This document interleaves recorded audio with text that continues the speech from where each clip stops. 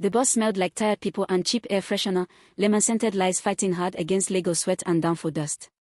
Lulu pressed her forehead to the glass window, watching the morning chaos pass in flashes, a woman balancing a basket of oranges, a hawker tapping the window with a recharge card, a LASMA official yelling something into a megaphone. But her mind was elsewhere. She adjusted her bag, a brown leather satchel that clung to her shoulder like memory. Inside it lived her life, her journal, a flash drive with an unfinished design project, 28,000 naira in cash for rent, and a sealed letter from her sister Remy. The letter she had never opened. The one she had promised to read only when she was ready to forgive herself. She wasn't ready. CMS. CMS, the conductor yelled, half his body hanging outside the danfo like laundry on a line. Lulu barely heard him. Her headphones were on, but no music played. She wore them like armor, just enough to block the world. Her heart still ached from the voice note her ex, Femi, sent last night. She hadn't played it twice. She didn't need to. She remembered every word. Let's not force it anymore, Lulu. You're amazing, but maybe we're not right for each other. I wish you peace. Peace. She scoffed. What was that? Her phone buzzed. A client. Again. The third message in 2 hours asking about logo changes she hadn't submitted.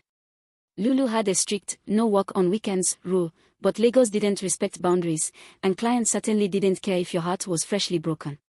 She looked up. The bus had reached Obalende. She was one stop away. She hugged her bag tighter.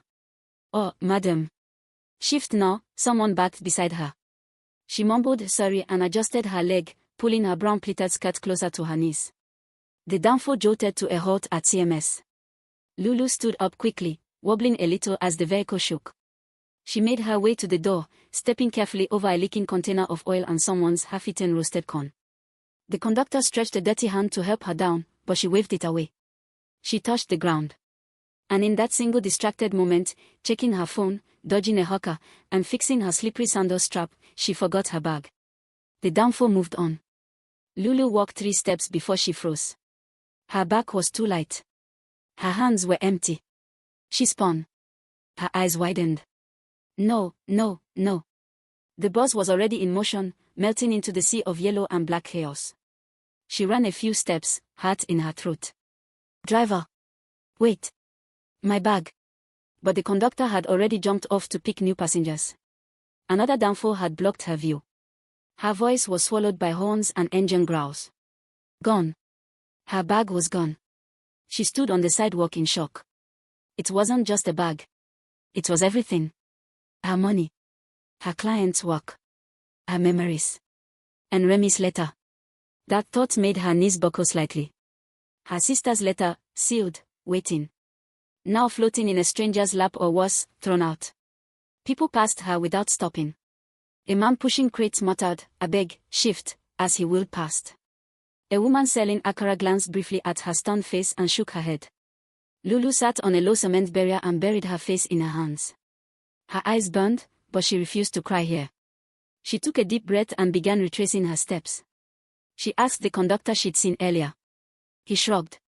Madam, you know fit track bag way they danfo way don't go Ojulegba by now. That one don't vanish. She went to the LASMA kiosk, hopeful. The officer smirked and said, "Do I look like danfo tracking app? You know they careful." She called the client to store. My laptop had issues, she lied. She didn't tell anyone about the letter. She just walked. All the way to Marina. Hoping. Searching. But the bag had vanished into Lagos. Later that evening, Lulu sat on the edge of her mattress, her room lit only by the dim blue bulb outside her window. It flickered whenever Nipa misbehaved. Her space was small. A room and parlor in a compound with 10 tenants, shared toilet, constant gen noise, and the occasional water fights over who left the tap open. Her wardrobe stood open, half of it full of clean laundry she hadn't folded. On the floor, her drawing tablet, cracked from last week's fall. And in the corner, her sister's framed photo. Remy, forever 21. She stared at the photo now. You always said Lagos would chew me and spit me out, she whispered. Well, it finally did. She laid back and stared at the ceiling. No bag. No money. No client work. No letter. Just herself, in the silence. And somehow, that was the scariest part. Musa adjusted his prayer mat under the footbridge at Broad Street. The city hummed behind him, Okada zipping past, hawkers calling out sachet water prices, and a chorus of horns from impatient danfo drivers. His palms pressed to the warm cement as he bowed.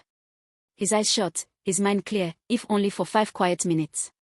When he finished, he packed up his mat and returned to his sharpening wheel, a simple contraption beside the small kiosk where he repaired knives and scissors. His hands, rough and steady, smelled of oil and iron. He was about to sit when something caught his eye. There, tucked behind a slab of pavement near the danfo queue, was a brown leather bag. Expensive looking. Untouched by the dust. It didn't belong here. He looked left and right. No one was searching. No one had called for help. Cautiously, he picked it up and placed it on the table beside his stool. He didn't want trouble. But in Lagos, things like this were dangerous. You didn't just find something and return it. People could accuse you. Yet, something tugged at him. The bag had weight, literal and emotional. He unzipped it slowly. Inside was a black hardcover journal, a small flash drive, some makeup items, a sealed envelope, and a bunch of naira notes bundled with a red rubber band. He counted it, 28,000 Nigerian nairas. There was no ID card. No name on the journal. Just a few stickers on the inside, a butterfly, a sketch of a laptop, and a heart drawn in black pen. He opened to the first page. If you're reading this, I've either made it, or I've lost everything again. Musa blinked. This was someone's heart, poured onto paper. Not a criminal's bag. Not a scammer's stash. He flipped to another entry. Some days I'm proud to be here, to be fighting, to be creating something with my hands. But other days, Lagos feels like a punishment. Like I'm being taught a lesson I didn't sign up for. Musa sat back, stunned. This woman, whoever she was, had written what he had felt every day since he left just 2 years ago. Since his brother Saidu died. Since the money dried up. Since he became the family's last hope and found himself on the streets of Lagos, turning steel into salary. He closed the journal. His fingers trembled slightly. Now who you dey quote for inside book, Musa? It was Ao, the corn seller nearby, smacking with 2 missing front teeth. Musa gave a dry chuckle. No Lagos poet. She forget her bag. Ao picked. Wetting day inside.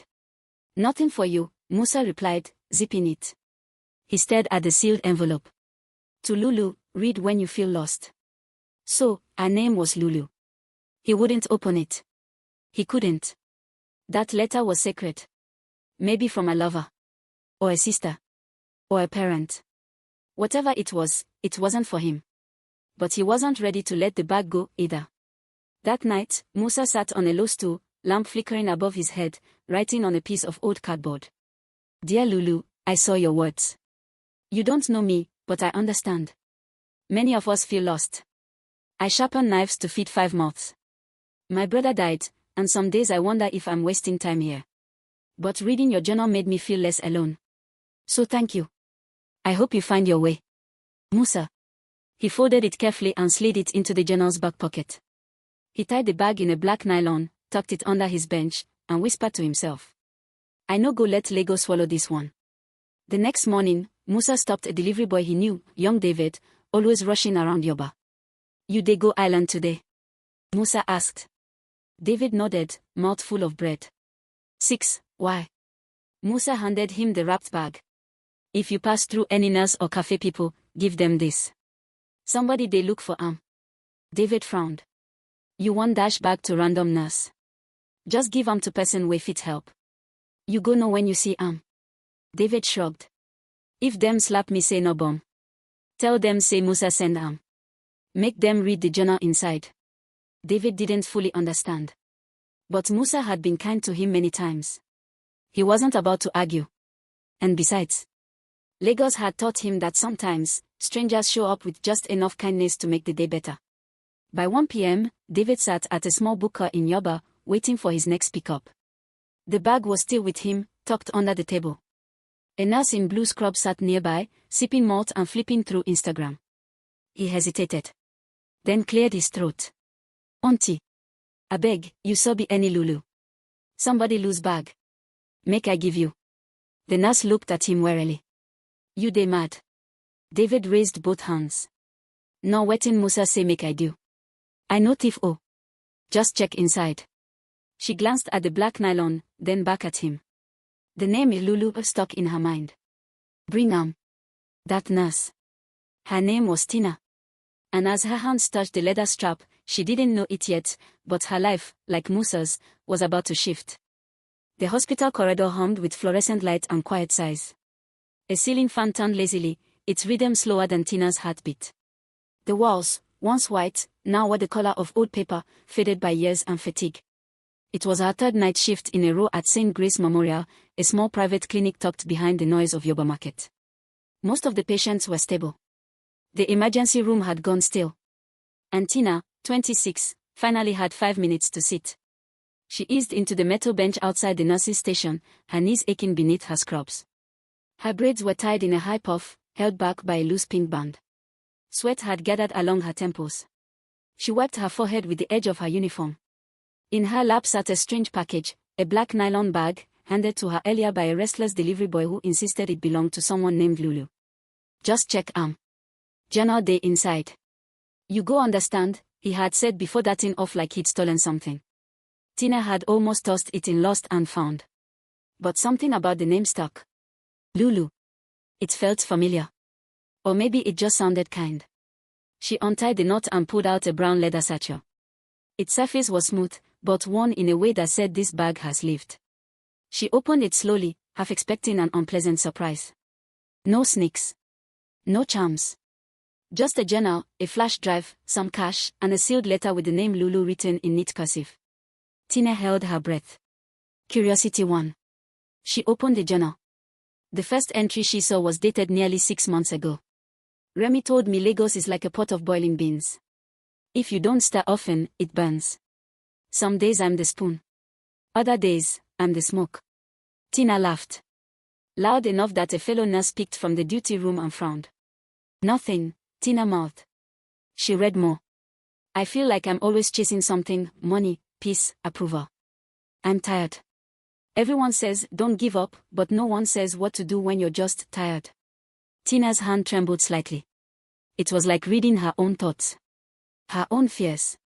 Echoed back at her in someone else's handwriting. She flipped another page. My sister was light. I'm just the leftover hit. But if I ever figure out how to carry myself with grace, it will be because I chose to stay standing even when my soul begged to sit down. Tina closed the journal and leaned back. Her eyes stung. She didn't usually cry. Not for patients. Not for herself. Not since her father passed and her mother buried the family savings in a failed sachet water business. That's when Tina became the adult. The responsible one. She worked at 2 clinics. Never missed shift. Skipped sleep. Skipped fun. Skipped her dream of becoming a midwife in Canada. She didn't have time for softness. But now, this journal had cracked her open. It wasn't just what Lulu wrote. It was how she wrote it. Like she had peeled her heart, page by page, and handed it to the city. And the city handed it to her. She took out a tissue from her side pouch. Not to cry. To write. Lulu, whoever you are, your pain has voice.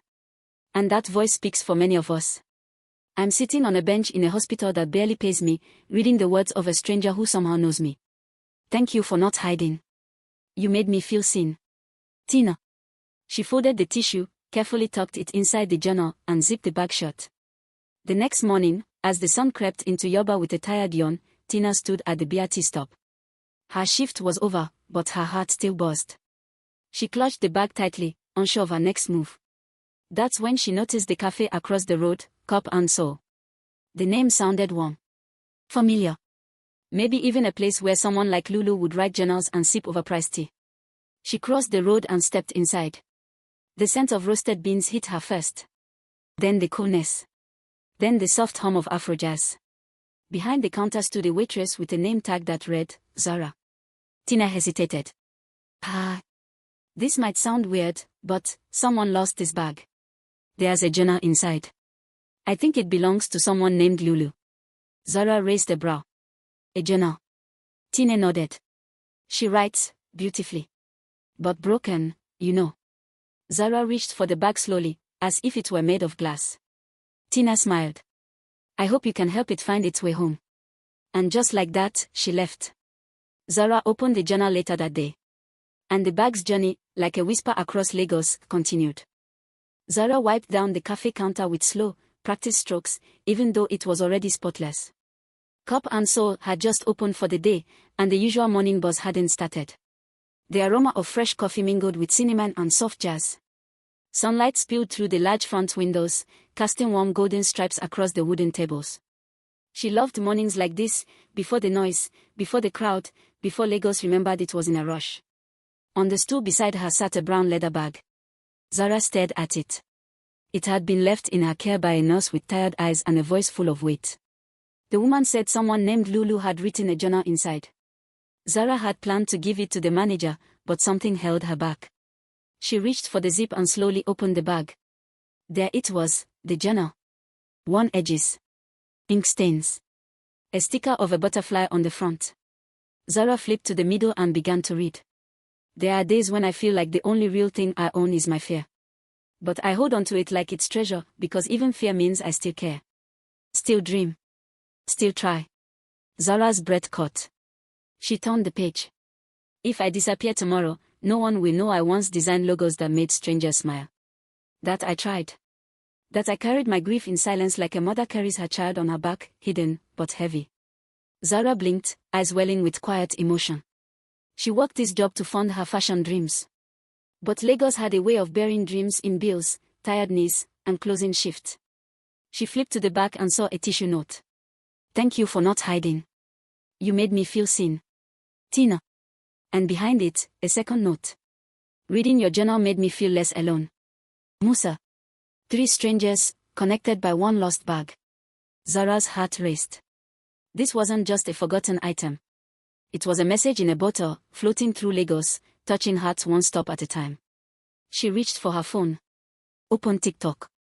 Pressed record. Movie camera, hi. My name's Zara. I work at a café in Yoba, and this morning I was given a bag. Inside was a journal. Written by someone named Lulu. I don't know her, but I think a lot of us do. Her words. They're about surviving Lagos. Losing people. Trying to breathe. If you know Lulu, please help us return this to her. And if you don't, listen anyway. You just might hear your own heart inside. Hashtag lost bag, hashtag Lagos journal, hashtag find Lulu, hashtag Lagos love. She posted it. And went back to work. 2 hours later, the video had 5,000 views. By noon, it crossed 20K. People were duetting it. Quoting it. Crying in the comments. Sharing stories of their own lost journals, forgotten bags, and unspoken pain. Someone reposted a screenshot of a journal page with the caption, "This is what healing looks like in ink." Someone else said, "I don't know Lulu, but I want to." Then a message pinged Zara's DM inbox. From a handle called @Lulu Designs. Hi. My name is Lulu. I think you have my bag. Zara gasped. The message wasn't dramatic. Just 3 lines. But it carried the quiet desperation of someone who hadn't dared to hope. Zara replied immediately. Hi Lulu. Yes, I have it. It's safe. Everything's still inside. You've touched more lives than you know. The typing dots appeared, then stopped. Then appeared again.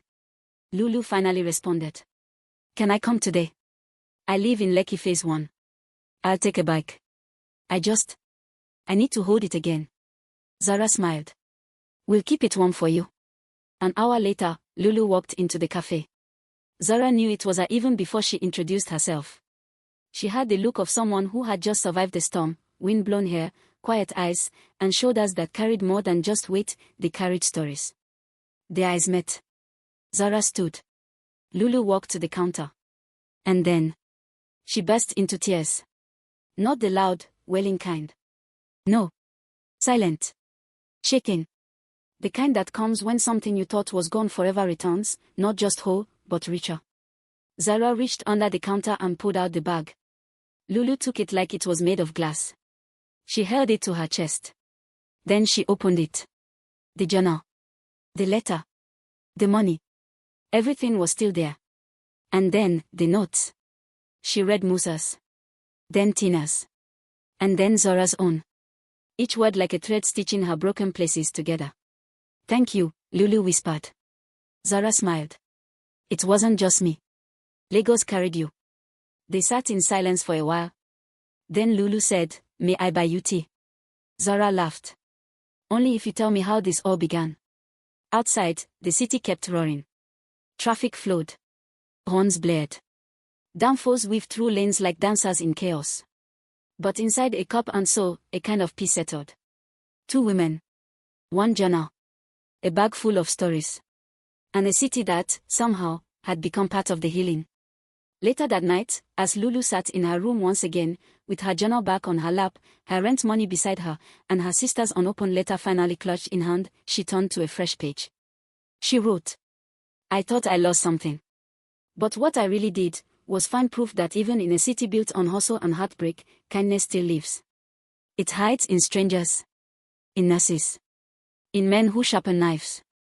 In girls who post TikToks. And sometimes, it finds its way back home in a brown leather bag." The next morning, Lagos woke early, as it always did. Okadas buzzed like flies in a hurry. Bread sellers shouted into dawnlight. The city blinked sleep from its eyes and stretched it back into another hard-earned hustle. Inside a quiet co-working hub in Lekki, Lulu sat at a corner desk near a window. Her brown leather bag rested beside her, faithful as a dog finally come home. The café scene from yesterday still played in her mind, the way Zara had looked at her like she wasn't crazy. The way she held the bag as if it mattered. And it did matter. But not because of what was in it. Because of who it passed through. Musa, who sharpened knives by Broad Street and added his own voice to her story. Tina, the exhausted nurse who folded her emotions into a piece of tissue. Zara, the dreamer waitress who turned pain into pixels and posted it to the world. Each one had seen her words and answered. Each one had turned a forgotten bag into a citywide ripple. And now, as she opened her laptop, Lulu finally knew what she had to do. She clicked into her blog page, an old domain she had once registered and abandoned. It had collected dust like so many other things she let go of when life got hard. Today, she brought it back to life. She renamed it, Bag of Stories. The tagline read, "What we lose often leads us home." She uploaded her first post. No filters. No edits. Just raw truth. "My name is Lulu. I'm 25. I design for a living. I grieve for my sister Remy every day. I almost gave up last week.